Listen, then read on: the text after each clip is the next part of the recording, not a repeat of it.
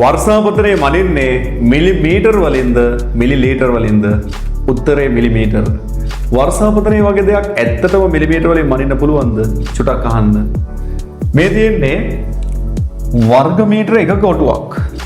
මිලිමීටර එකක වර්ෂාපතනයක් කියලා කියන්නේ සැබෑ භූමියේ මීටර එකක් දිග මීටර එකක් පළල කොටුවකට පැය 24ක් තුල ලීටර් එකක වර්ෂාපතනයක් ලැබෙනවා කියන අදහස. ඒ කියන්නේ මිලිමීටර 500ක වර්ෂාපතනයක් කියලා කියන්නේ පැය 24ක් තුල එක වර්ග මීටරයකට ලීටර 500ක ප්‍රමාණයක් වතුර ලැබිලා තියෙනවා. ඒ කියන්නේ කොච්චර ප්‍රබල වැස්සක්ද කියලා හිතලා බලන්න. ඒ කියන්නේ මේ පහුගිය දිත්වා සුලිකුණාටුවේදී සමහර ප්‍රදේශවලට මිලිමීටර 540ක වර්ෂාපතනයක් ලැබුණා. බොහෝ ස්ථානවල ලංකාවේ මිලිමීටර 400න් උඩ වර්ෂාපතනයක් ලැබුණා. එතකොට හිතන්න මිලිමීටර 400ක වැස්සක් කියන්නේ මීටර එකක් දිග මීටර එකක් පළල බේසමක් කියලා හිතමු.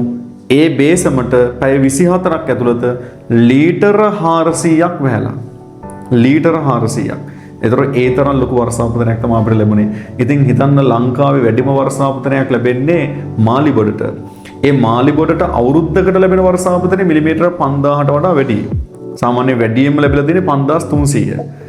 එතකොට හිතන්න අවුරුද්දක් තුල ලංකාවේ වැඩිම වර්ෂාපතනයක් ලැබෙන ස්ථානයට ලැබෙන වර්ෂාපතනයෙන් 10න් පංගුවක් එක දවසකට මේ කුණාටුව නිසා අපේ එක ස්ථානයකට වැහැලා තියෙනවා.